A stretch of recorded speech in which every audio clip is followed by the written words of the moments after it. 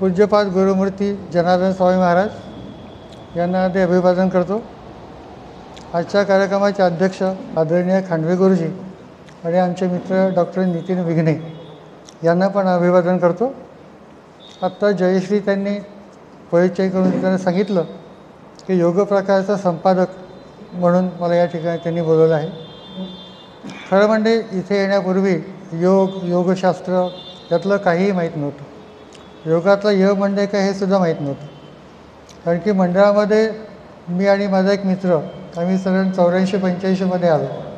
तोपर्यंत या विषयाबद्दल कधी काही संबंध येईल असं मनातही आणलं नव्हतं, कारण की माझा मूळचा विषय होता की विज्ञान कथा, विज्ञान कादंबरी, विज्ञान साहित्य याच्यावरती लिहायचं, वाचायचं, बोलायचं असे सगळे उद्योग चालू होते।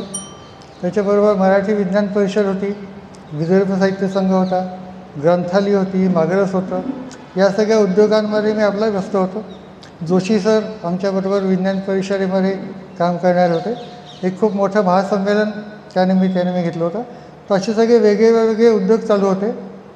आणि त्यावेळी एका मित्राने सांगितलं की आपण दिवसभर बसून राहतो, काही हालचाली होत नाही, तर तुमच्या ओळखीचे खांडवे तुमच्या बँकेमध्ये आहेत, त्यांच्या वशिलेने आपण योगबस्ती मंडळामध्ये जाऊ। मग गुरुजींची भेट घेतली। गुरुजी आम्हाला खूप सिनियर आहेत, त्यामुळे त्यांच्या असं सहजाचं जे असं बोलणं वगैरे होत नव्हतं, कारण बँकेमध्ये असे ग्रुप होते, वयोमानाप्रमाणे आपापल्या ग्रुपमध्ये राहायचे। पण मग गुरुजींना मुद्दाम जाऊन भेटलो, त्यांना म्हटलं मंडळामध्ये यायचं आहे। मग त्यांच्या ओळखीने मंडळामध्ये गेलो। तेव्हा मी दोघांनी पण असं ठरवलं की काही दिवस इथे यायचं, बघायचं आणि मग हळूच इथून गायब होऊन जायचं, असं ठरवून आम्ही गेलो। आणि मग आमचा जो मित्र होता त्याला ठरवल्याप्रमाणे करता आलं, मी मात्र अडकलो नेहमीप्रमाणे, मला काही ठरल्याप्रमाणे करता आलं नाही। आणि असा तो प्रवेश झाला। त्यावेळी मंडळाचं स्वरूप खूप वेगळं होतं। 4 तारखेचा वर्ग नव्हता, योगगीत नव्हतं, 15 तारखेचा वर्ग नव्हता, मागच्या समाधीसमोरचा फक्त हॉल होता, बाकी सगळे बगीचा वगैरे होता। आणि गुरुजी स्वतः आम्हाला आसनं शिकवायचे आणि बँकेची वेळ सांभाळून, कारण तेही पण बँकेत होते, मी पण बँकेत होतो। तर मधल्या वेळामध्ये जेवढं जमेल, तर आम्ही लोक इतके मंदगती होतो की गुरुजींनी शरीर संचलन आम्हाला 3 महिने शिकवलं। असं अगदी म्हणजे त्याला काही वेळापत्रकच नव्हतं, ते म्हणजे केवळ 3 महिने हेच करायचं। असं तर आमचा योगाभ्यास नावाचा प्रकार सुरू झाला। आणि मग असं करता करता हळूहळू 1988 या वर्षीची स्वामीजींची जयंती। तर जयंतीमध्ये काय व्हायचं की आपण जे मुख्य अतिथी बोलवायचो ते आदल्या दिवशी यायचे, त्यांच्या उपस्थितीमध्ये कार्यक्रम व्हायचा। दुसऱ्या दिवशी स्वामीजींची जयंती व्हायची आणि गोपालकाल्याने समापन व्हायचं। तर त्यावर्षी नाशिकचे मणिभाई देसाई हे योगतज्ञ होते, ते आपल्या मंडळामध्ये आले होते। आणि आदल्या दिवशी त्यांचे ते प्रात्यक्षिक झाले आणि मग एक परिसंवाद होता। तेव्हा मंडळामध्ये असे अकॅडमिक टाईपचे कार्यक्रम व्हायचे। एक परिसंवाद होता, त्याचा विषय होता शरीर संवर्धक आसने, या विषयावरती परिसंवाद। या त्याच्यामध्ये भाग घेणारे कोण कोण होते? मी होतो, मिलिंद वझलवार नावाचे एक तरुण होते, वीणाताई अष्टपुत्रे होत्या, अष्टपुत्रे ऋषभपुत्रे, नंतर आपल्या क्षीरसागर मॅडम त्या होत्या, अजून 3-4 भक्त होते। तर या परिसंवादावर आम्ही सगळेजण बोललो। आणि आमचे परीक्षक कोण होते? तर प्रज्ञाभारती वर्णेकर परीक्षक होते, करबेलकर सर उपाध्यक्ष होते ते होते, आणि मणिभाई देसाई स्वतः होते। मग त्या परिसंवादाचा जो निकाल लागला, तो निकाल काही फारसा सांगण्यासारखा नाही आहे, पण त्याच्यामध्ये मग त्याचं समारोप करताना प्रज्ञाभारती वर्णेकरांनी असं जाहीर केलं की आज आमची योगप्रकाश मासिकाची काळजी मिटलेली आहे, असं त्यांनी सांगितलं। आणि मग ती सुरुवात झाली, ती म्हणजे खरी सुरुवात होती तिथून। बीजारोपण जे म्हणतात की ते तिथे होतं। पण मग ते काम माझ्याचकडे येईल असं काही मला वाटलं नव्हतं। आम्हाला ती पारितोषिकाची जी रक्कम मिळाली होती परिसंवादामध्ये नंबर मिळाल्याबद्दल, त्याचं काय करायचं? मग तेव्हा प्रज्ञाभारतींची सुबोध ज्ञानेश्वरी नुकतीच प्रकाशित झाली होती आणि तिचं खूप सगळीकडे गाजावाजा होता, दोन्ही प्रकाराने। काही लोक नावं ठेवत होते, काही लोक खूप कौतुक करत होते। नावं ठेवणाऱ्या म्हणजे जेव्हा ज्ञानेश्वरानंतर हेच झाले का? ज्ञानेश्वरांनी गीतेला सोपं करून सांगितलं म्हणजे दुसरे प्रति ज्ञानेश्वर झाले का? अशा प्रकारचे वेगळ्या प्रकारचे सुरू होतं। तर त्या पुस्तकाची उत्सुकता असल्यामुळे बक्षिसाच्या रकमेतून सुबोध ज्ञानेश्वरी घेतली। आता त्यावेळेचं याचं कधी काम पडेल असं वाटलं नव्हतं, घेतली आणि ठेवून दिली आठवण म्हणून। तेव्हा आपण परिसंवादात नंबर आणला त्याची आठवण म्हणून सुबोध ज्ञानेश्वरी घेतली आणि ठेवून दिली. नंतर मग जेव्हा प्रज्ञाभारतींनी सांगितलं की आमची योग प्रकाशची काळजी आता मिटलेली आहे, आणि नंतर 2-3 महिन्यांनी गुरुजींनी योग प्रकाशमध्ये एक नोट प्रकाशित केली की या अंकापासून एक तरुण विज्ञान लेखक संपादक मंडळामध्ये आलेले आहे. त्याच्यामध्ये माझं नाव होतं, कारण त्यावेळी माझा परिचय म्हणजे विज्ञान कथा लेखक, विज्ञान साहित्य लेखक असं चालू होतं. तर ती सुरुवात झाली. आणि मग मला सांगितले की आता संपादकीय तुम्हाला लिहायचं, कारण आले तुम्ही आता संपादक मंडळामध्ये आले. तेव्हा मुख्य संपादक होते दादासाहेब वर्णेकर आणि दुसरे संपादक होते करवेलकर सर, ते पण आमचे सरच होते, खूप सिनियर होते. सगळ्यात लहान मी, तरुण वैज्ञानिक म्हटल्यावर ते सगळ्यात लहान मी. मग माझ्याकडे ती जबाबदारी दिली, पण तो विषय माझा नव्हताच. योगाबद्दल काही लिहायचा हा विषय कधी जन्मात वाचलाच नव्हता, मग लिहायचं कसं काय.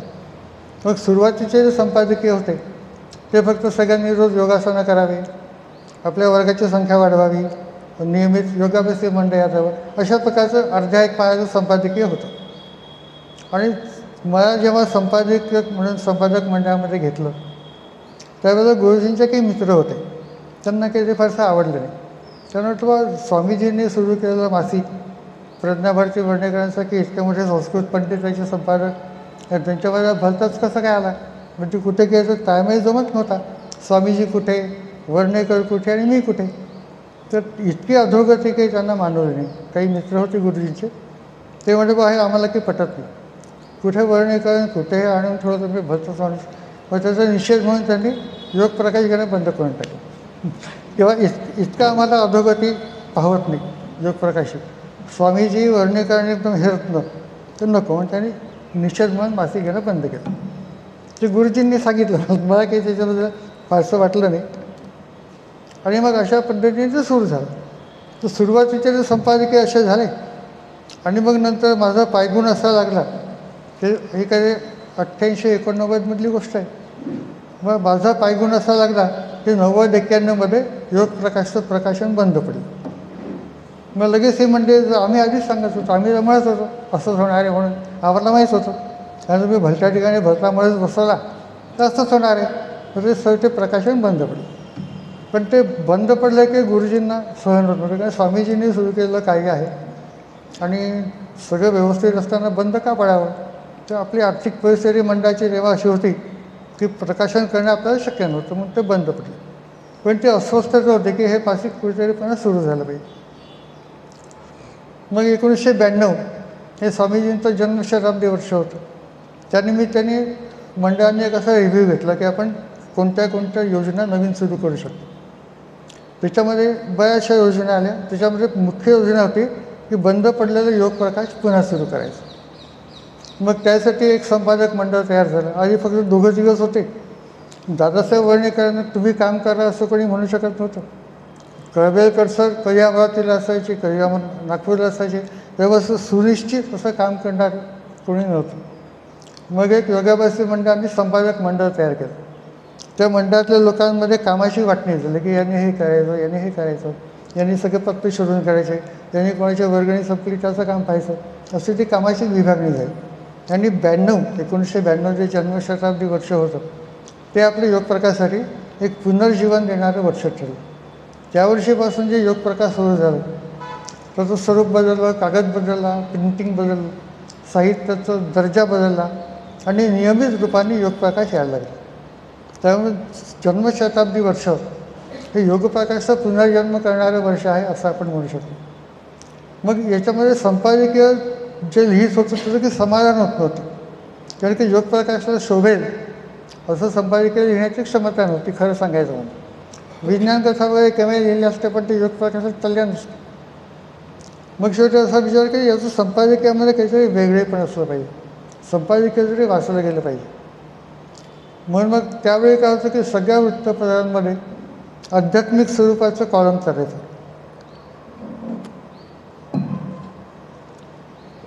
तरुण भारत होता, लोकमत होता, महाराष्ट्र टाइम्स होता, सगळ्यांकडे आध्यात्मिक स्वरूपाचे कॉलम चालायचे आणि ते खूप वाचले जायचे. वाचकांमध्ये खूप लोकप्रिय कॉलम असायचे, त्याच्यावर चर्चा व्हायची. तरुण भारतात विवेक घडसाची लिहायचे, मागोवैद्य लक्ष्मीकांत मेवावाला म्हणून टोपण नावाने लिहायचे. लोकसत्तामध्ये कॉलम चालायचा. मग असं लक्षात आलं की हे स्तंभ लोकप्रिय कसे होतात, याचं स्वरूप नेमकं काय आहे, तसं आपल्याला काय करता येईल. आणि मग असं करून करून मोठ्या मुश्किलीने एक दीड पानाचं एक संपादकीय लिहिलं. त्याचं नाव होतं जोडोनिया धन उत्तम व्यवहारे, असं त्याचं टायटल होतं. तो तुकारामांचा अभंग होता की जोडोनिया धन उत्तम व्यवहारे उदास विचारे वेच करी. म्हणजे अगदी उत्तम व्यवहारातून धन कमवायचं आणि अगदी उदासीनतेने पूर्ण विचार करून खर्च करायचा, अशी ती ओवी होती. त्यातलं फक्त अर्धा भाग घेतला, त्याच्यावरती एका पानाचं संपादकीय लिहिलं आणि ते गुरुजींना येऊन दिलं. कारण ते योगपराचं कामही गुरुजीच पाहिजे, त्यांच्याकडे नेऊन दिलं. मग ते काहीतरी वेगळं आहे अशी तेव्हा योगप्रकाश वाचणाऱ्या लोकांना जाणीव झाली. आणि ते संपादकीय खूप लोकांना आवडलं. कारण तोपर्यंत नुसतं योगासनं करा, मंडळामध्ये या, योगगीत करा असं होतं. त्याच्यामध्ये हा वेगळेपणा एकदम भावल्यामुळे या संपादकाला खूप प्रतिसाद मिळाला. मग असं लक्षात आलं की अशा प्रकारचं आपण लिहू शकतो. मग ते 2-3 संपादकीय लिहून झाले आणि मग लक्षात आलं की हे काय आपल्या ताकदीचं काम नाही. आपण मला तावातावात 2-3 लिहिले, पण सतत लिहायचं इतका आपला अभ्यास नाही आहे. मग करायचं काय. मग असं ठरवलं की दादासाहेबांना सांगायचं की तुम्ही लिहा. प्रज्ञाभारती वर्णेकर आपले मुख्य संपादक होते आणि ते संस्कृत पंडित होते, प्रसिद्ध व्यक्तिमत्व होतं. तर त्यांना सांगायचं की तुम्ही लिहा. पण हे सांगेल कोण. कारण वर्णेकरांचं आणि आमच्यामध्ये वयाचं अंतर इतकं होतं. एक तर ते विद्यापीठामध्ये रीडर प्रोफेसर वगैरे होते, PhDचे गाईड होते आणि आम्ही लोक अगदी विद्यार्थीच होतो. त्यामुळे त्यांच्याशी बोलणार कोण, बोलण्याची हिंमत करायला पाहिजे. तर सांगायचं कसं, कारण संस्कृत महापंडित, महाकवी, त्या काळामध्ये रोज त्यांचं पेपरमध्ये काही ना काही निमित्त नाव व्हायचं. कुठे पुरस्कार मिळायचा, कुठे त्यांचं प्रवचन व्हायचं, कुठेचं मुख्य अतिथी असायचे. मग इतक्या मोठ्या व्यक्तिमत्वाशी बोलायचं कसं, बोलायचं काय. पण शेवटी हिंमत तर करायलाच पाहिजे होती, कारण लिहिण्याची क्षमता नव्हती. आणि अशा वेळी भेटायचं की जेव्हा गुरुजी नसतील, कारण गुरुजींच्या समोर दादासाहेबांना मी लिहित नाही तेही शक्य नव्हतं. तेव्हा अशी वेळ शोधायची की गुरुजी नाही पण दादासाहेब आहेत, ते एक मुख्य आभार होतं. मग एका दिवशी आपल्याकडे स्वामीजींच्या पादुका एका हॉलमध्ये होत्या, जुन्या बिल्डिंगमध्ये. त्या ठिकाणी आपली लायब्ररी होती, एक अशी पुस्तकं ठेवली होती. तिथे दादासाहेब काहीतरी वाचत बसले होते. तिथे मी त्यांना भेटले आणि त्यांना म्हटलं की आता एकदम तुम्ही लिहा कसं काय म्हणायचं. त्यांना म्हटलं की दादासाहेब, माझा विचार असा आहे की योगप्रकाशचं संपादकीय जे आहे ते काहीतरी वेगळं असलं पाहिजे. आणि वेगळं म्हणजे कोणीतरी अभ्यासू व्यक्तीने किंवा जाणकार व्यक्तीने लिहायला पाहिजे. कारण म्हटलं संपादकीय ही योगप्रकाशची ओळख व्हावी अशी आपली कल्पना आहे. की बाकी काही वाचलं नाही तरी चालेल, पण योगप्रकाशचं ओळख काय तर संपादकीय. तर म्हटलं असं कोणीतरी लिहायला पाहिजे. तुम्ही लिहा असं काही सांगायची हिंमत झाली नाही म्हणा किंवा जमलं नाही म्हणा. मग ते म्हणे की कल्पना चांगली आहे, पुढच्या महिन्यापासून लिहायला सुरू करा. झालं. मग आता त्यांना मी नाही लिहित असं म्हटलं की म्हटलं दरअसल माझा विषय नाही आहे, मी विज्ञानाचा विद्यार्थी आहे, विज्ञान कथा लिहितो, विज्ञान साहित्य लिहितो, विद्यापीठामध्ये अकॅडमी कॉलेजमध्ये तिच्यावरती लेक्चर देतो, सगळं ठीक आहे. पण संत साहित्य कुठे, माझे विषय कुठे, काही कुठे ताळमेळच नाही आहे. माझं मूळ विषय वनस्पतीशास्त्र, त्याचं तर कुठे नाव निशाणी पण नाही आहे. मग कसं काय करणार. तर म्हणजे की काही नाही, समोर स्वामीजींच्या पादुका आहेत, तिथे जा, स्वामीजींना सांगा की मी पुढच्या महिन्यापासून लिहितो आहे आणि सुरू करा. आणि मग त्यांच्याशी जास्त काही चर्चा करण्याचा अर्थच नव्हता. मग तिथे स्वामीजींच्या पादुकांच्या तिथे गेलो आणि म्हटलं की स्वामीजी आता काय करायचं तुम्ही ठरवा. आणि म्हणजे जयश्रीराजे म्हणतात की संपादकीय लेखनाची प्रेरणा, ती प्रेरणा त्या प्रसंगातून घेतली, स्वामीजींच्या पादुकांवर डोकं ठेवून. स्वामीजींना म्हटलं की स्वामीजी आता मी लिहितो आहे, बाकी तुम्ही पहा काय करायचं. आणि तशा पद्धतीने ते लिहायला लागलं. तरी पण एकदम काही जमलं नाही, खरं सांगायचं म्हणजे एकदम काही जमलं नाही, कारण त्याला बराच वेगळाच प्रांत होता. मग 3-4 संपादकीय पुन्हा अशी लिहून झाले. त्यानंतर अचानक एक संपादकीय सुचलं किंवा त्याचं नाव मला ते आठवत नाही.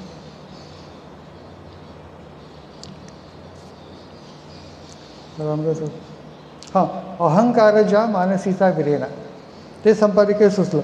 आणि तिथून संपादकीय लेखनाला जी एक गती मिळाली, तर मग सतत वेगळे संपादकीय सुचत गेले. रंभन जो देत गेलो, रंभ त्याला हो म्हणत गेले आणि अशा रीतीने ते सुरू झाले. मग हे सगळं सुरू असताना एक असा अनुभव असा आहे की आपण जर मनापासून ठरवलं की स्वामीजींचं काम आपल्याला करायचं आहे, तर स्वामीजी सगळी व्यवस्था आपोआप लावून देतात. आपल्याला काही करावं लागत नाही. फक्त आपण अगदी तनामनाने तिथे गेलो की स्वामीजी सगळी आपली काळजी घेतात. मग असं लेखनाची जी समस्या होती की दर महिन्यामध्ये काय करायचं, तो मंडळामध्ये आपल्या काही वर्षांपूर्वी गीता पठणाचा वर्ग सुरू झाला. तोपर्यंत नव्हता, तोपर्यंत लेखनाला धडपड करायला लागली. गीता पठणाचा वर्ग सुरू झाला, फक्त 15 मिनिटांचा वर्ग. त्याच्यामध्ये गीतेची संथा, श्लोक, संथा, विवेचन, संदर्भ सगळं 15 मिनिटांना. असं तो 15 मिनिटाचा वर्ग सुरू झाला आणि ती संजीवनी मिळाली संपादकीय लेखनाला. तो खरा मूळ गाभा, तिथून प्रेरणा मिळालेली आहे. हा वर्ग जेव्हा सुरू झाला तेव्हा मला त्याची फारशी कल्पना नव्हती, कारण त्याच्यात आपले उन्हाळी वर्ग झाले होते. उन्हाळी वर्गामध्ये आपण लोक इतके बसतो असतो की उन्हाळी वर्गाचे आपले वर्ग चालू होते, परीक्षा चालू होत्या, प्रॅक्टिकल चालू होते, इकडे गीतेचा वर्ग सुरू होता. हे सगळे मागचे व्याप संपल्यावरती एक दिवस गीतेच्या वर्गामध्ये जाऊन बसलो. तर तिथे एक छोटंसं गीतेचं पुस्तक मिळालं. मला वाटलं की हे आपल्याला मिळालं बक्षीस. मी ते खिशामध्ये टाकून घरी घेऊन आलो. आणि मग दुसऱ्या दिवशी जेव्हा पाहिलं की अरे वर्ग सुरू असताना सगळ्यांना एक एक पुस्तक देतात आणि वर्ग संपला की पुन्हा सगळं वापस घेतात. मग म्हटलं आपल्या तर खिशात राहिलं पुस्तक. मग मी दुसऱ्या दिवशी घरी जाऊन ते पुन्हा आठवणीने आणली की नाही आपलं नाही आहे, हे इथलंच पुस्तक इथेच राहायला पाहिजे. तर तो गीतेचा वर्ग सुरू झाला. त्यामुळे काय झालं की गीतेच्या वर्गामध्ये श्लोकांमध्ये विषय सापडायला लागले. संदर्भाची प्रेरणा नेमकी कुठून कुठून घेतली, तर पहिली गोष्ट तुकारामांची गाथा, समर्थांचा दासबोध, गीता प्रवचन. गीता प्रवचनांची गंमत अशी आहे की विनोबांची गीता प्रवचने खूप प्रसिद्ध आहेत. 1982-83मध्ये साहित्य संस्कृती मंडळाने शिबिर घेतलं होतं, नवलेखकांचं शिबिर. तेव्हा आम्ही लोक सगळे नवलेखक होतो. त्याच्यामध्ये पूर्ण महाराष्ट्रातून 15 लेखक निवडले गेले होते. त्याच्यामध्ये नागपूरमधून 2 जण होते, त्यात एक मी होतो. तर ते बोर्डी म्हणून एक गुजरातच्या बॉर्डरवरती गाव आहे, समुद्राच्या किनाऱ्यावर. तिथे 8-10 दिवसाचं शिबिर झालं होतं. आणि ते शिबिर संपल्यावरती आम्हाला त्या शिबिराची आठवण म्हणून गीता प्रवचन हे पुस्तक दिलं होतं महाराष्ट्र शासनाने. ते पुस्तक आम्ही पाहिलं. तेव्हा काहीतरी 31-32 वर्षाचं वय होतं. म्हटलं हे गीता प्रवचन वगैरे आपलं काही कामच आहे, म्हणजे आठवण म्हणून नुसतं ठेवून दिलं पुस्तकामध्ये. नंतर मग जेव्हा लिहिण्याची जबाबदारी आली तेव्हा गीता प्रवचने, दासबोध, ज्ञानेश्वरी तर काही समजत नव्हती. खरं म्हणजे ज्ञानेश्वरीची भाषा काही समजत वगैरे नव्हती. हे सगळे कामाला आले. त्यानंतर लहानपणी शाळेमध्ये असताना मोरोपंतांच्या केका शिकलो होतो. तर केकांचं जे सौंदर्य की शेवटचे 3-3 अक्षरं एक येतात त्याच्यामध्ये. आर्यावृत्तामध्ये मोरोपंतांचं ते कौशल्य आहे. तर त्याचं इतकं वेळ लागलं की मग ती केकावली पूर्ण 206 केकांची केकावली आहे. त्याच्यामधले एक केकांमध्ये विशेष आपल्याला याच्यावरती आपण लिहू शकतो, याच्यावरती आपण लिहू शकतो. त्यामुळे केकावली, मोरोपंतांची केकावली ही प्रेरणा आहे. दासबोधापासून प्रेरणा घेतलेली आहे. त्यानंतर विनोबांची गीता प्रवचने. विनोबांची गीता प्रवचने इतकी वाचून ती जीर्ण होऊन गेली बिचारी की आता ते पुस्तके कामाचं राहिलं नाही. नेमकं त्याच वेळेला जगभेसे मंडळाने दीक्षांत समारंभामध्ये गीता प्रवचने पुस्तक दिलं. मग ते पुन्हा आपोआप ती नवीन पुस्तकाची शोधून गेली. सुबोध ज्ञानेश्वरी संपादकीय लेखनासाठी इतकी हाताळली गेली की तिचं एक पान वेगळं झालं. मग ते सगळं असं गोळा करून ठेवावं लागायचं. मग एक दिवस बोलताना गुरुजींना म्हटलं की गुरुजी ती सुबोध ज्ञानेश्वरी मी जी घेतली होती की नाही, तिचं एक पान असं वेगळं करून वाचता येतं, इतकी छान झाली आहे. मग गुरुजींनी एक सुबोध ज्ञानेश्वरी मला भेट दिली की दुसरी ठेवा तुमच्याकडे. तर ती पण मला अशी म्हणजे संपादकीय लेखनाच्या संदर्भात असे प्रेझेंट म्हणूनच मिळालेले आहेत, स्वामीजीकडून म्हणा किंवा गुरुजींकडून म्हणा. तर ती दुसरी सुबोध ज्ञानेश्वरी मी आता सध्या वाचतो आहे. तर या सगळ्या संदर्भ लेखनामध्ये काय झालं की शब्दांचे जी गंमत असते, शब्दांशी खेळण्याची गंमत असते ती काय लागली. एक शब्द कसा आपल्याला फिरवतो, एक शब्द कसा कुठे घेऊन जातो, हे हळूहळू कळायला लागलं. आणि मग काय झालं की प्रत्येक श्लोकामध्ये विषय सापडायला लागला, एका शब्दामध्ये विषय सापडायला लागला. आणि जसं आपलं डॉक्टर मोडक आहेत आपले, ते एकदा म्हणायचं की आपण म्हणतो की आपण लिहितोय पण आपण स्वतःचं लिहित नसतो. आपण काय करतो की संत साहित्य घेतो, इकडचं तिकडचं जमवताना आपल्या सोयीने त्यांना पुन्हा लिहून काढतो. स्वतःचं याच्यामध्ये काही नसतं.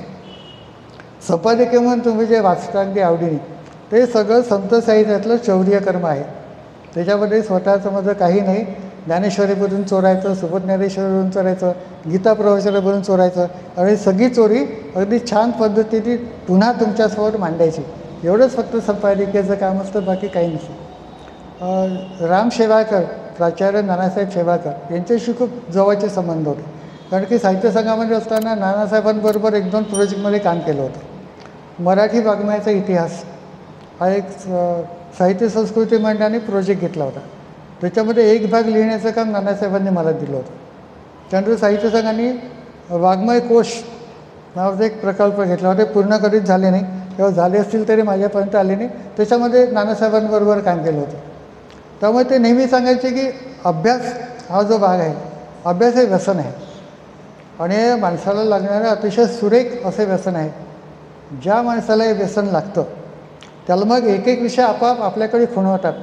एक एक विषय आपल्याला काय होतं, एक विषय म्हणतो माझ्याकडे, दुसरा म्हणतो मी कसा आहे पहा, असं एक एक विषय आपल्याला भिडायला, म्हणजे माझ्याशी येऊन भेट, माझ्यातलं सौंदर्य बघा, असं एक एक विषय तुम्हाला खुणवतात आणि मग तो तुमचा विषय न राहता तुम्हीच विषय होऊन जातात. हे त्या अभ्यासाचं एक मोठं आश्चर्यकारक फलित आहे की आपण स्वतःच तो विषय होऊन जातो. इतका तो विषय मुरतो अंगामध्ये की केव्हाही काही सुचायला लागतं. स्वामीजींच्या कृपेने अशा विषयांना भिडण्याची खूप संधी मिळाली. एकेका शब्दाशी भिडत गेलं, एकेका शब्दाला असं उकळून, जसं फोडून शब्दांची अंतर असं म्हणतात ना, दोन शब्दांमधलं अंतर कसं फोडायचं, दोन ओळींमध्ये कसं वाचायचं, हे सगळ्या संपादकीय लेखनाच्या अभ्यासामध्ये हळूहळू उलगडत गेलं आणि एक एक शब्द फिरवायला लागलं. जसं वाचावल्ली, वाचावल्ली हा एक ज्ञानेश्वरीतला शब्द आहे, त्या शब्दावरती पूर्ण संपादकीय तयार झालं. त्याच्यानंतर चोखी बोली, चोखी बोली म्हणजे खरं बोलते, नाही असं म्हणतं की मी जे बोलतो ते खरं बोलतो. तर चोखी बोले एकच शब्द हा इतका डोक्यामध्ये फिरला की त्याच्यावरती 4 पानांचं संपादकीय झाल्याशिवाय त्यांनी पिच्छाच सोडला नाही. असं एक एक शब्द हळूहळू फिरवायला लागला आणि त्याच्यामुळे एक एक अनुभव येत गेले. हळूहळू सगळं लेखन पुढे होत गेलं आणि मुख्य म्हणजे काय असतं की लेखाचं शीर्षक, संपादकीयचं शीर्षक हे अतिशय महत्त्वाचं असतं. सुरुवातीला खूप लांबलचक शीर्षक करायचे. जसं सुरुवातीला मी सांगितलं होतं की अहम भावाच्या मानसीचा विरेना, असे मोठ्या मोठ्या प्रकारचे संपादकीय शीर्षक होते. मग हळूहळू लक्षात आलं की शीर्षक फार बोर होतं, ते कमी करायला पाहिजे. मग हळूहळू छोटे करायला लागलो आणि मुख्य म्हणजे काय झालं की साहित्य संस्कृती मंडळाचं शिबिर आम्ही लोकांनी गेलं होतं नवलेखकाचं. त्याच्यामध्ये खूप नामवंत लेखकांनी आम्हाला मार्गदर्शन केलं होतं. जसं कविता कशी करायची, कवितेचं शीर्षक कसं ठरवायचं, याच्यासाठी शांताबाई शेख यांनी सांगितलं होतं त्या शिबिरामध्ये. त्यानंतर शीर्षक कसं ठरवायचं, त्या काळामध्ये अमृत आणि नवनीत हे 2 मराठी डायजेस्ट खूप प्रसिद्ध होते. त्यामध्ये अमृतचे संपादक होते उमाकांत ठोंबरे, तेच नवनीतचे पण संपादक होते. त्यांनी आम्हाला शीर्षक कसं द्यायचं, शीर्षक देताना चपखल शीर्षक छोट्यातलं छोटं कसं करायचं, याच्यावरती एक आमचं लेक्चर घेतलं होतं. त्याच्यामुळे या सगळ्याचा फायदा झाला. मग छोटं करता एका शब्दाचं शीर्षक, 2 शब्दांचं शीर्षक, असे शीर्षकच सुचत गेलं. विनोबांची गीता प्रवचन, विनोबांच्या गीता प्रवचनामध्ये काय की विनोबात तसे मोठे संत होते, अभ्यासक होते वगैरे, ठीक आहे, पण विनोबांच्या स्वभावामध्ये विक्षिप्तपणा खूप होता. विक्षिप्त बघायचे, काही बोलायचे, अर्धवट बोलायचे, काही करायचे, असे त्यांचे विनोबांचे सगळे किस्से होते. जसं आपल्याला एकदा विवेक घरसासींनी त्यांच्या प्रवचनामध्ये सांगितलं होतं की चौधरी चरण सिंग जेव्हा पंतप्रधान झाले तेव्हा ते विनोबांना भेटायला आले पवनारला.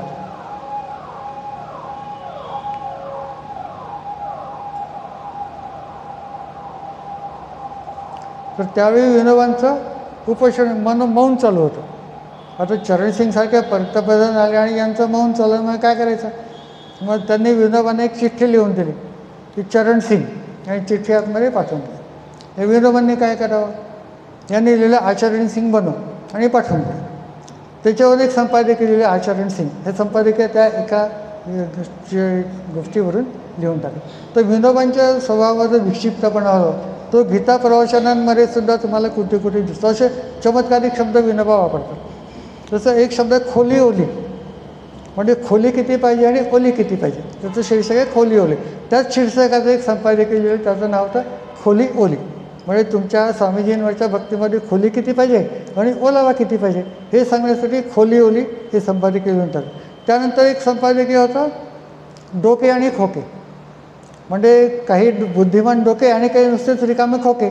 तर आपल्याला खोक्याकडून डोक्याकडे कसं जाता येईल आणि डोक्याकडून आपण खोके कसे होतो असं सांगणारे डोके आणि खोके असंच एक संपादकीय लिहिलेलं.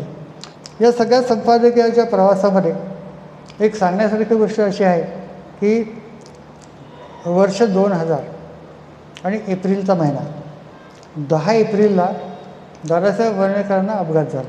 10 एप्रिल त्यांचा 9 तारखेला ॲक्सिडेंट झाला. 10 तारखेला दादा गेले. ते इतकं अनपेक्षित होतं, कारण अगदी चालते बोलते खेळते सगळ्यांबरोबर बोलणारे, कुठल्या तरी कार्यक्रमासाठी म्हणून निघाले आणि ॲग्रिकल्चर कॉलेजच्या चौकामध्ये त्यांच्या गाडीला ॲक्सिडेंट झाला आणि त्या ॲक्सिडेंटमध्ये मग ते दुसऱ्या दिवशी गेले. हा इतका जबरदस्त आघात होता की दादासाहेब वणवेकरांचं जाणं हा धक्का पचवायलाच खूप दिवस लागले. लोक ऐकायलाच तयार नव्हते. पण आम्हाला खरंच वाटत नव्हतं की दादासाहेब आपल्यामध्ये नाही. पण याच्यामध्ये संपादक म्हणून अशी अडचण आली होती की 10 एप्रिल म्हणजे योगप्रकाश जवळजवळ पूर्ण तयार असतो.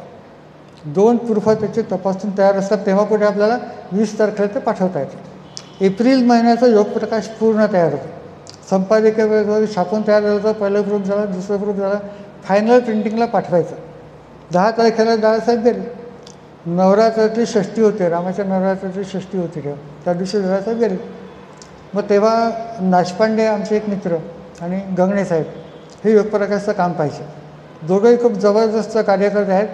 त्यांच्या नजरेतून कुठली चूक सुटतच नाही असे ते कार्यकर्ते आहेत आपले मंडळाचे. गंगणे साहेब आता गेले, पण नाशपांडेसुद्धा खूप बारकाईने सगळे प्रूफ वगैरे पाहिजे. तेव्हा मी ठरवलं की एप्रिल महिन्याचा जो अंक आहे तो आपण दादासाहेबांवरती काढायचा. तर मग तयारी कशी करायची? का 10 तारीख होऊन गेली, म्हणजे 11 तारखेला ठरलं की आपण काढू शकतो. आणि मग अगदी एका रात्रीमध्ये ते छापून तयार झालं जे संपादकीय होतं त्या मी बाजूला हटवलं आणि त्याच रात्री संपादकीय लिहून टाकलं प्रज्ञा भारतींचे महाप्रयाण. आणि तो अंक आपण एप्रिलचा अंक दादासाहेबांच्या स्मृतीनिमित्त म्हणजे दादासाहेब गेले त्या निमित्तानं व्यक्त काढला.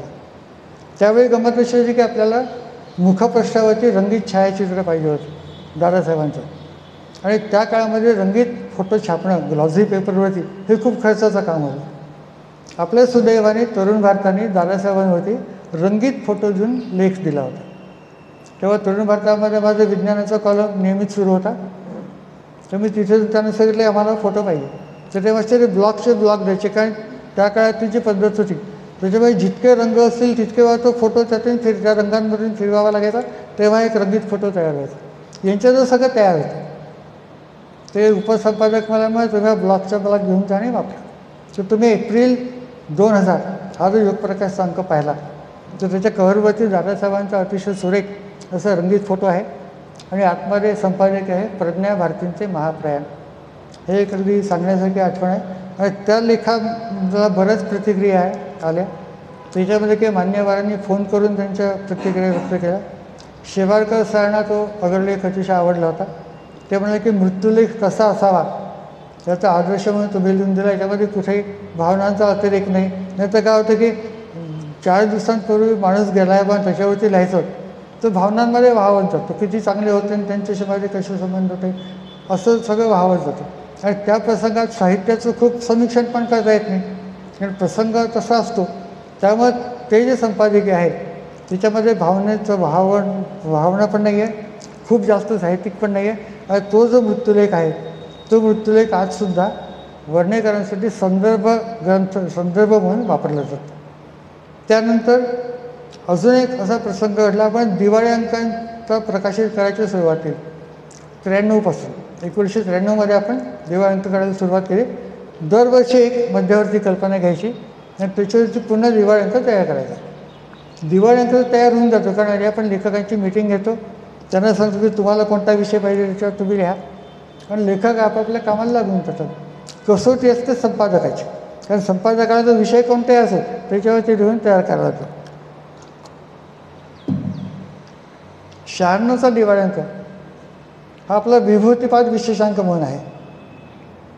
आता विभूतिपाद हा विषय तसा कठीण आहे. विभूती आपल्याला ऐकायला खूप छान वाटतं, विभूतींचं वर्णन खूप छान वाटतं, पण विभूतिपादचा अभ्यास करून त्याच्यावरती लिहायचं हे काही सोपं काम नाही. एका तिराईत माणसाला ज्याला कशातलंच काही कळत नाही त्याचं तर खूपच कठीण आहे. तर त्याच्यावरती लिहायचं तर खूप संदर्भ घ्यावे लागले, पूर्ण तयारी करून. अगदी विभूतिपाद म्हणजे काय, विभूती म्हणजे काय, मग त्या कशा येतात, त्याची मर्यादा काय, ते विभूतींना योगमार्गातले विघ्न कसं मानलं जातं ते सगळं वाचून सगळं तयार नोट्स काढून झाल्या. दिवाळी अंकाची आता तयारी झाली आणि नेमकी दिवाळीच्या तोंडावरती आमची आई गेली. मग आई गेली म्हटल्यावरती मग सगळं काम ठप्पच झालं. माई गेल्यावरती माईचं ते क्रियाकर्म, नाशिकला जातं, वापस येतं, या सगळ्या काळामध्ये दिवाळी अंकाचं काम पूर्ण सुरू झालं, पूर्ण पुढे गेलं. नंतर मग असं इतकी क्रिटिकल कंडिशन आली की आता छापायला गेला पाहिजे दिवाळी अंक, नाही तर आपण वेळेवरती नाही देऊ शकत. मग गुरुजींनी मला फोन केली की डॉक्टर संपादकीयाचं काय करायचं, आपला अंकाचं तयार झालं, छपायला जाणं आवश्यक आहे. मग मी त्यांना म्हटलं की गुरुजी माझा अभ्यास पूर्ण तयार आहे, सगळ्या नोट्स तयार आहे, फक्त मला तुम्ही लिहायला वेळ द्या, बाकी माझा विषय तयार आहे, तुम्ही जर मला लिहायला वेळ दिला तर मी तुम्हाला लिहून देतो. आणि मग तो आपला दिवाळी अंक छापायला संपादकीय विना चालला गेला. त्याची छपाई सुरू झाली आणि त्याला संपादकीय मागून जोडलं गेलं. त्याचं नावच होतं फक्त विभूतिपाद. तर विभूतिपाद हा विशेषांक आणि त्याच्यावर संपादकीय, याच्याबद्दल लक्षात राहण्यासारखा एक विषय आहे की नेमकी दिवाळीच्या तोंडावरती आई गेली आणि ते जे संपादकीय आहे ते दिवाळी अंकाला मागून जोडले गेले. अशा प्रकारचे संपादकीयाची जी वाटचाल होती त्यामध्ये काही काही विषय अशा अचानक सुचत जातात. जसं माधव जुलियन यांची कविता आहे, तर त्या कवितेमध्ये त्या कवींची कल्पना अशी आहे की एखादा शिल्पकार जेव्हा दगडामधून शिल्प करतो तेव्हा तो काय करतो की छिन्नी घेतो आणि त्यातून दगडावरचा अनावश्यक भाग काढून टाकतो, त्यातून मूर्ती आपोआप तयार होते. म्हणजे त्या कवीचं म्हणणं असं आहे की मूर्ती दगडामध्ये आहे, शिल्पकार फक्त त्यातला अनावश्यक भाग बाजूला करतो आणि ती मूर्ती तुम्हाला दाखवतो. त्यानंतर त्याने दुसरीच्या कवितेमध्ये कल्पना केली आहे की विहिरीवरती शेवाळ आहे, तर शेवाळामुळे आतलं पाणी दिसत नाही, पण शेवाळ जर बाजूला केलं तर आतमधलं पाणी तयार आहे. मग तुम्हाला पाणी जर बघायचं असेल तर फक्त शेवाळ दूर करायचं आहे, एवढंच काम करायचं की नाही. मग त्याच्यावर मी विचार केला की स्वामीजींच्या आश्रमामध्ये आमच्यासारखे दगड जाऊन पडले आणि स्वामीजींनी ठरवलं की या दगडांना आकार द्यायचा. तर स्वामीजींना काय करावं लागेल, एक छिन्नी घेऊन आमच्यातला सगळा अनावश्यक भाग काढावा लागेल, तेव्हा आमचं जे काही बरं वाईट रूप असेल ते लोकांना दिसेल. मग त्यासाठी स्वामीजी कोणती छिन्नी घेतील. तर असा विचार करून जे संपादकीय लिहिलं त्याचं नावच होतं छिन्नी. छिन्नी संपादकीयामध्ये स्वामीजींनी हातामध्ये छिन्नी घेतली आहे, ती अष्टांग योगाची छिन्नी आहे आणि त्या छिन्नीने त्या आपले सगळे दुर्गुण हळूहळू बाजूला करून आपली मूर्ती तयार करणार आहेत अशी ती कल्पना केली. त्यानंतर गोंदवलेकर महाराजांचे प्रवचन अतिशय सोप्या भाषेत आणि सुंदर प्रवचन आहेत, अनेक अभ्यासक त्याच्याशी परिचित आहेत. गोंदवलेकर महाराजांचं एक प्रवचन आहे आणि त्या प्रवचनामध्ये ते असं म्हणतात की नामस्मरण खडी साखर कुठे ठेवली आहे ते मुंगळ्यांना सांगावं लागत नाही. जिथे खडी साखर असेल तिथे मुंगळे बरोबर जाऊन तयार असतात. मग जिथे नामस्मरण सुरू असेल तिथे महाराज आपोआप जाऊन पोचतात. जिथेच नामस्मरण सुरू असेल तिथे सद्गुरू आपोआप आपली उपस्थिती लावतात, त्यांना सांगावं लागत नाही की नामस्मरण कुठे आहे. याच्यावरून संपादकीय लिहिलं, त्याचं शीर्षक होतं खडीसाखर आणि खडीसाखर हेच संपादकीय त्या कल्पनेला घेऊन लिहिलं गेलं. त्यानंतर काही संपादक आता पुष्कळ वेळेला काय होतं की संपादकीय अभ्यास करावा लागतो, संदर्भ जमावे लागतात, कधी कधी कंटाळा येतो. आणि एक असा स्वभावदोष झाला आहे की 20 तारखेला ते गठ्ठे जोपर्यंत दिसत नाहीत तोपर्यंत आपल्याला पुढचं काही लिहायचं असं वाटतच नाही. एकदा संपादकीय लिहून दिलं की असं वाटतं त्याला सुट्टी झाली, आता आता काही काम नाही, आणि मग मस्त इकडे तिकडे हिंडणं फिरणं सुरू होतं. 20 तारखेला गठ्ठे आले की अरे आता पुढचं लिहायचं आहे, तोपर्यंत अगदी आरामात काम. पुष्कळ मला गुरुजी म्हणतात आमच्या इलकुंच्या की तुम्ही 4-5 लिहून का नाही ठेवत, 4-5 संपादकीय लिहून ठेवा, म्हणजे मग ते संपेपर्यंत आणखीन सुचत जातील. पण तसं होत नाही. जोपर्यंत ते गठ्ठे बांधलेले उतरत नाहीत तोपर्यंत नवीन संपादकाचा विचारही मनामध्ये येतो. मग पुष्कळ फजिती होते की काहीच सुचत नाही. मग काहीच सुचत नाही माझ्याला काय करायचं, अगदी कुठलाही संदर्भ न घेतला, काय अभ्यास न करता जसं सुचेल तसं संपादकीय लिहून टाकतो. अशा संपादकीयांना आम्ही म्हणतो बिनडोक संपादकीय. मी इलकुंच्या वेळेला म्हणतो की यावर्षी मी तुम्हाला बिनडोक संपादकीय देतो. बिनडोकमुळे त्याला की डोकं लावायचं काम नाही, की बुद्धी नाही, अभ्यास नाही, काही नाही, जसं सुचलं तसं लिहून टाकतो. तर असंच एकदा एक बिनडोक संपादकीय मी गुरुजींना दिलं होतं. आणि दर महिन्यात काय होतं की 20 तारखेला आपला अंक डिस्पॅच झाला की साधारणतः आम्ही लोक 27-28 तारखेपर्यंत गुरुजींना हस्तलिखित देतो. मग ते वाचतात, मग ते पुढे छापायला देतो, पहिलं प्रूफ, दुसरं प्रूफ, तिसरं प्रूफ, असं करून आपला अंक सगळ्यात 10 तारखेपर्यंत फायनल होतो. पण 2014च्या डिसेंबरमध्ये गंमत झाली.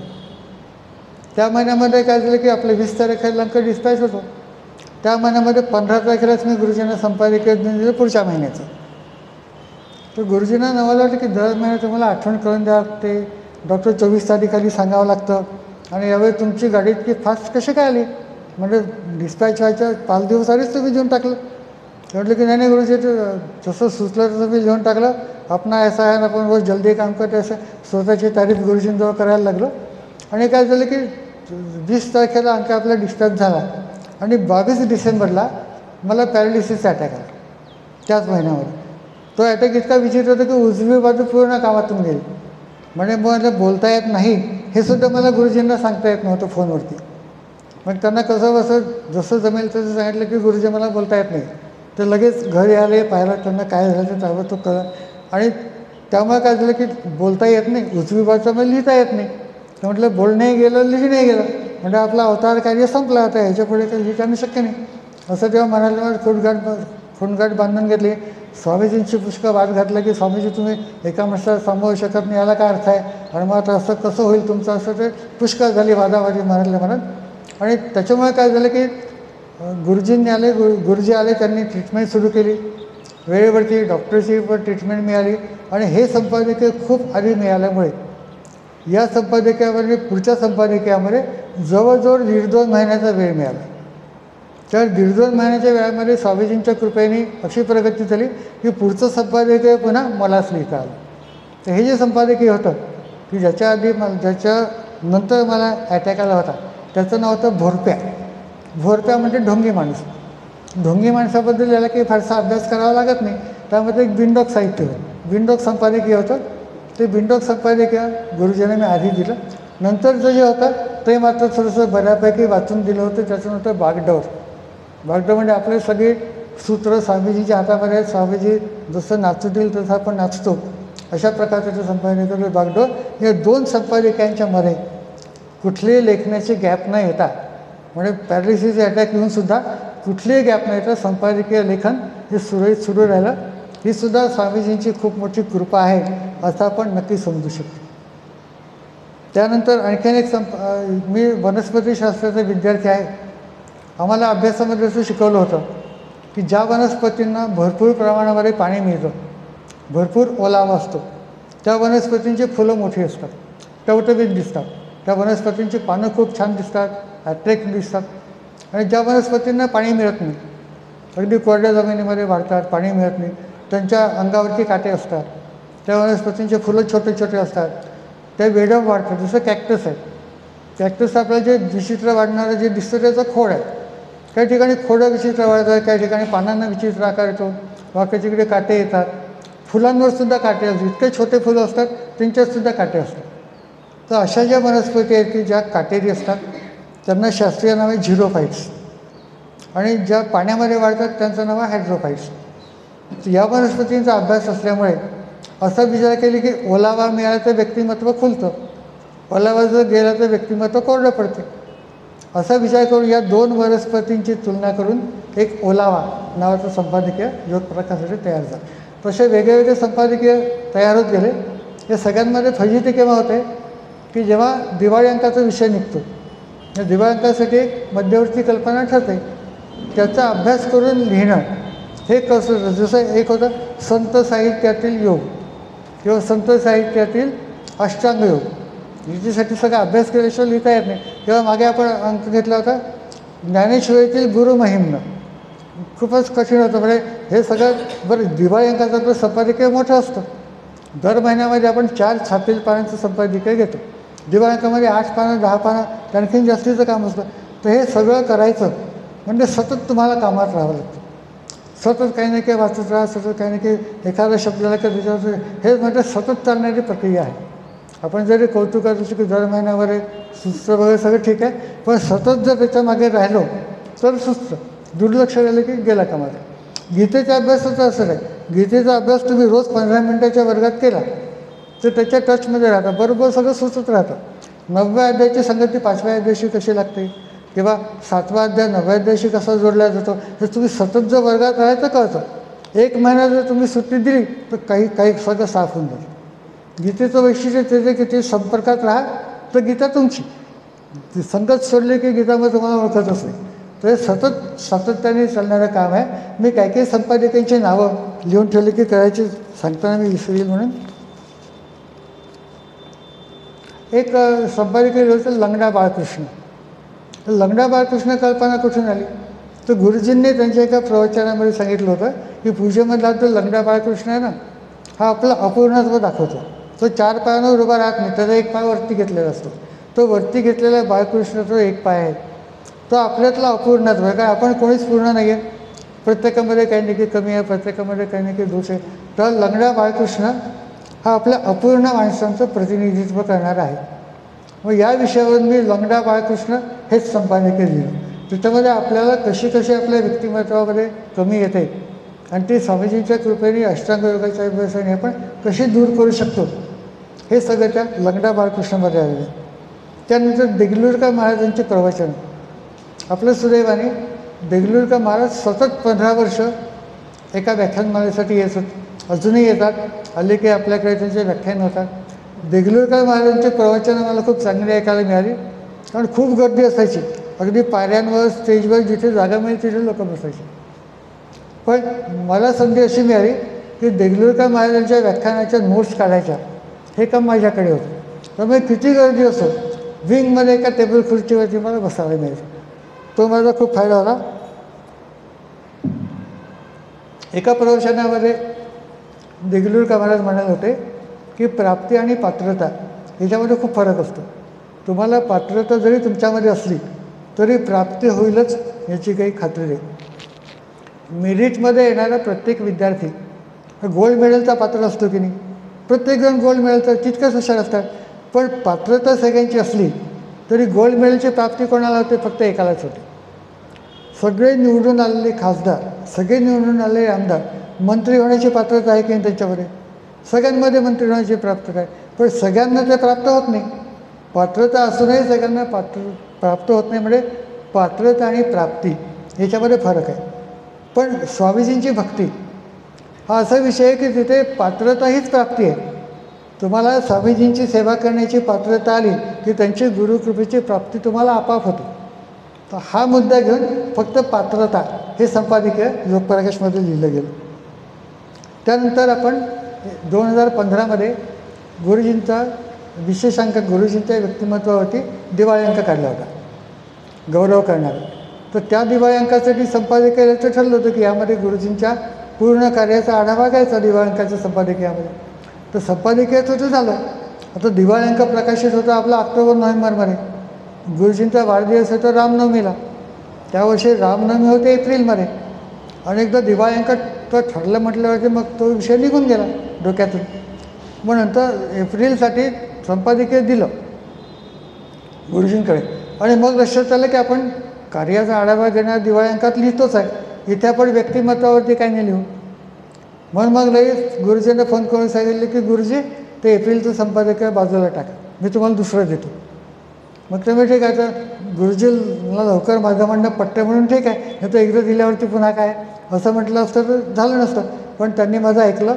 एप्रिलचं तयार असलेलं संपादकीय पुन्हा बाजूला केलं आणि मी दुसऱ्या दिवशी जे संपादकीय दिलं त्याचं नाव होतं अवलिया. अवलिया नावावरून तुमच्या लक्षात येईल की कोणाचं व्यक्तिमत्व कसं रंगवलं असेल. तर गुरुजींच्या व्यक्तिमत्वाचा आढावा घेणारं अवलिया नावाचं संपादकीय हे मूळ संपादकीय बाजूला सारून वेळेवरती लिहिलं गेलं. त्यानंतर यम नियमांचे आपण खूप कौतुक करतो. यम आणि नियम ते संरक्षक कठडे आहेत वगैरे म्हणून. तर यमनियमांचं एक वर्णन करणारं एक संपादकीय होतं, त्याचं नाव होतं लक्ष्मण रेषा. लक्ष्मण रेषा हे जे संपादकीय आहे तर यमनियमांची लक्ष्मण रेषा आपल्याला कशी पाळावी लागते त्याचं वर्णन करणार आहे. सो आपल्यातल्या सगळ्या वाईट गोष्टी सोडायच्या, चांगल्या गोष्टी घ्यायच्या. हे बरं कसं लिहायचं तर याच्यासाठी संपादकीय लिहिलं, त्याचं नाव होतं तिलोत्तमा. तिलोत्तमाची संकल्पना अशी आहे की एक एक तिळी जमवून तिलोत्तमा तयार झाली. तर आपल्याला आपल्या व्यक्तिमत्वाची जर तिलोत्तमा करायची असेल तर आपल्याला एक एक चांगला गुण जमवून तिलोत्तमा करावी लागेल. असं ते तिलोत्तमेवरती संपादकीय लिहिलं होतं. त्यानंतर आपण प्राणायाम या विषयावरती विशेषांक काढला होता. आता अभ्यासात जड नाही तर प्राणायामावरती काय लिहिणार आहे? वर्गामध्ये गप्पा मारणं ठीक आहे, पण जेव्हा लिहायची वेळ येते तेव्हा मग गडबड होते. तर ते शेवटी मी गुरुजींना म्हटलं की गुरुजी प्राणायाम विषयावरती मला काही लिहिता येत नाही, मी काय लिहित नाही, काय करायचं सांगा. मग तर म्हणे असे तर गडबड होईल, तुम्ही वेळेवरती सांगाल तसं काय करायचं बा, काहीतरी विचार करा. आणि मग अगदी शेवटी घायकुतीला आल्यावरती बघतो कसंही करून लिहायचंच आहे. तेव्हा रात्रीतून संपादकीय सुचलं, त्याचं नाव होतं दैवतुल्य भवे नरः. ते आपलं योगसूत्रच आहे, ते प्राणायामाचं असल्यामुळे प्राणायामाच्या विश्लेषणासाठी ते लिहिलं गेलं. मागे एक आपण संपादकीय केलं होतं डुबंडरा. डुबंडरा या हे जे संपादकीय होतं ते फार मजेदार होतं. त्याच्यामध्ये कल्पना एक कबीरांचा दोहा होता की जो माणूस पाण्याच्या भीतीने काठावरती बसून राहतो त्याच्या हातामध्ये काहीच येत नाही. म्हणजे बुडण्याला घाबरून जो काठावरती बसेल त्याच्या हातामध्ये काहीच येत नाही. आणि कशाची पर्वा न करता जो उडी घेईल हिमतीने त्याच्या हातामध्ये रत्न येतात, माणकं येतात, अशी ती कल्पना होती. तर ती संकल्पना घेऊन एक संपादकीय लिहिलं होतं, त्याचं नाव होतं डुबंडरा. डुबंडरा संपादकीय याच्यावरती सुद्धा बरेच वादविवाद झाले होते. एकदा आपल्या कार्यक्रमाला मागो वैद्य हे अध्यक्ष म्हणून आले होते. त्यांनी त्यांच्या भाषणामध्ये असं सांगितलं होतं की आपण समजा नाटकामध्ये भूमिका करतो, तर नाटक संपल्यावरती ती भूमिका आपल्याला विसरता आली पाहिजे. समजा मला मारुतीची भूमिका करायची, हनुमानाची भूमिका, नाटक संपल्यावर मला शेपूट बाहेर काढून ठेवता आलं पाहिजे की नाटकात वापरणारी गदा मला पुन्हा काढून ठेवता आली पाहिजे. मी जर नाटक संपल्यावर पण शेपूटाने गदा घेऊन फिरेल तर लोक सगळे असतील ते की योग्य होणार नाही. तर या कल्पनेवरती एक संपादकीय लिहिलं, त्याचं नाव होतं शेपूट. शेपूट याच नावाचं संपादकीयामध्ये आपल्याला लागलेलं शेपूट कसं बाहेर काढणं आवश्यक आहे ही कल्पना त्याच्यामध्ये मांडली होती. त्यानंतर एकदा मंडळातून घरी जात असताना प्रतापनगरच्या चौकामध्ये अशी एक लोखंडाची खूप मोठी अशी पाण्याची टाकी अशी आडवी ठेवलेली दिसली. आणि त्या टाकीवरती वेड्यावाकड्या अक्षरात लिहिलं होतं जनावरांचा प्याऊ, म्हणजे जनावरांसाठी पाणी पिण्याची जागा. तेवढं फक्त मी पाहिलं आणि मग निघून गेलो. नंतर मग ते जनावरांचा प्याऊ सगळं डोक्यामध्ये शिरून गेलो. जसं एक एक शब्द वेडाकरता म्हणतात ना, तसं तो शब्द जे डोक्यामध्ये बसला, मग असा विचार केला की बस जनावरांचा प्याऊ वेगळा, मग माणसांचा प्याऊ वेगळा असला पाहिजे. मग माणूस वेगळा आणि जनावर वेगळा असं का बरं? मग जनावरांपेक्षा माणूस वेगळा कसा? मग असं एक संपादकीय लिहिलं, त्याचं नाव होतं प्याऊ. प्याऊ नावाच्या संपादकीयामध्ये ही संकल्पना आहे की माणसाचं पाणी वेगळं आणि जनावरांचं पाणी वेगळं, हा वेगळेपणा कसा येतो त्याच्यावरती ते संपादकीय लिहिलं. आपण मंडळाला 60 वर्ष झाली, हीरक महोत्सवी वर्ष. त्यानिमित्ताने योगप्रकाशचा दिवाळींचासुद्धा याच विषयावरती होता की 60 वर्षांची वाटचाल, हे आपली मध्यवर्ती कल्पना होती. याचं संपादकीय लिहायचं. 60 वर्षाच्या वाटचालीवर खूप लोकांनी काही काही लिहिलं होतं. संपादकीयांनी वेगळं काय लिहिणार? मग अशी कल्पना केली की 60 वर्ष पूर्ण झाली, या निमित्ताने योगाभ्यासी मंडळाची इमारत हे आपल्याशी बोलते आणि सांगते की या 60 वर्षामध्ये माझ्यामध्ये काय काय होत गेलं, कसे बदल होत गेले, स्वामीजी कसे आले, स्वामीजींची समाधी कशी तयार झाली, समाधीसाठी जागा कशी सोडली गेली, हा सगळा इतिहास ती योगाभ्यासी मंडळाची इमारत आपल्याला सांगते आहे. अशा पद्धतीने जे संपादकीय लिहिलं, त्याचं नाव होतं माझी कहाणी. माझी कहाणी ही सगळी संपादकीयाची योगाभ्यासी मंडळाची वाटचाल सांगणारी अशी ती संपादकीय त्या ठिकाणी लिहिलं गेलं. आतापर्यंत संपादकीय हे जे लिहिण्याचा जो प्रयत्न चालू आहे ते 350चा आकडा याने पार केलेला आहे. अजून कुठपर्यंत जातील तर स्वामीजींच्या कृपेवर अवलंबून आहे. संपादकीय लेखनाला प्रेरणा ही जरी सगळ्या संत साहित्यातून, दासबोधातून, गीतेमधून जरी होत असली तरी योगप्रकाशचं काम हे एकट्या माणसाचं काम नाही. हे सगळं टीमवर्क आहे, सगळेजण मिळून काम करतात. एकटा माणूस योगप्रकाश गठ्ठेसुद्धा बाहेरून आतमध्ये आणू शकत नाही. एकटा माणूस योगप्रकाशला, सगळ्या योगप्रकाशला पत्ते शिकवण्याचं काम घेऊ शकत नाही. एकटा माणूस मंडळामध्ये काही करू शकत नाही. सगळेजण मिळून हा सगळा गोवर्धन उचलतात. त्यामुळे संपादकीय जरी मी लिहित असलो तरी ते वाचणं, त्याच्यामध्ये चुका काढणं, त्याचे प्रूफ पुन्हा पाहणं हे अतिशय कंटाळवाणं काम आहे. हस्तलिखित वाचणं हे इतकं कंटाळवाणं काम आहे की त्याला लोक हातच लावत नाही. वेगवेगळ्या प्रकारची अक्षरं येतात, उभी, आडवी, तिरपी, किरटी, कशी अक्षर असतात. त्याचं हस्तलिखित वाचणं हे अतिशय जिकिरीचं काम आहे. प्रूफमधल्या चुका आपल्याला दिसत नाही. चुकीचं वाचणं ही सुद्धा खूप मोठी कला आहे. आपण चुकीचा शब्द बरोबर वाचतो आपल्या सवयीप्रमाणे, पण जसा शब्द आहे तसं वाचणं हे खूप कठीण काम आहे. हे काम अतिशय जबाबदारीचं काम आपल्या मंडळामध्ये खूप चांगल्या पद्धतीने होतं आणि सगळेजण वेळेवरती काम करतात. पेपरवाले पेपर पोहोचवून देतात, छापणारे प्रूफ घेऊन जातात. त्यामुळे सगळं सुरू आहे. त्यामुळे या लेखनाचं श्रेय एकट्या माणसाचं नाही, हे सगळ्यांचं मिळून स्वामीजींचं काम आहे आणि स्वामीजींची कृपा असल्याशिवाय अशक्य आहे. म्हणजे जसं आपण म्हणतो ना किंवा मुक्काम करोती वाचालम, तो मुक्काम माणूस बोलेल कसा, त्याला वाचा येईल कशी, मग स्वामीजींनी सांगितलं तर लिहायचं. पुष्कळ की डोकं रिकामं असलं की स्वामीजींच्या समाधीसोबत जाऊन उभा राहतो. त्यानंतर स्वामीजी पहा वेळ झालेली आहे, तुमचं मासिक निघायचं, काय करायचं सांगा, मला काय तर येत नाही. मग स्वामीजी काही डोक्यामध्ये सोडतात, त्याच्यावरून लिहिलं जातं. आता अशा प्रकारे सगळं आपलं सुरू आहे. आणि आजचा कार्यक्रम जो आहे हा केवळ जयश्रीताई जोशी यांच्या स्त्री हट्टामुळे झालेला आहे. कारण की मी त्यांना नाही म्हणत होतो, कारण की आधी या कार्यक्रमामध्ये सुरुवातीपासून येण्याची इच्छा होती, पण हे प्रवचन मला सुरू झाली आणि नेमकं कमरेचं दुखणं निघालं, चालणं अशक्य झालं. त्या प्रत्येक वेळी म्हणायचं या महिन्यात घेऊ का, मी म्हणायचं नाही, या महिन्यात येता का, मी म्हणायचं नाही. असं करता करता त्यांनी मागच्या महिन्यात जाहीर करून टाकलं की पुढच्या महिन्यामध्ये यांचं आहे. आणि मला माहितीच नव्हतं. मग दुसऱ्या दिवशी मला गुर्जरवार सर म्हणते तुमचा विषय कोणता आहे, म्हटलं कशाचा विषय, मग तुमचं प्रवचन आहे ना. तेव्हा मला कळलं की ठरलेलं आहे. मग मी मॅडमला फोन करून विचारलं की त्यांनी सांगितलं की तुमचं असं झालं. त्यामुळे या सगळ्या व्याख्यानाचं प्रवचनाचं श्रेय हे जयश्रीताईंना जास्त आहे. त्यांचे मी आभार मानतो, आपले सगळ्यांचे आभार मानतो आणि या विषयाला विराम देतो. धन्यवाद.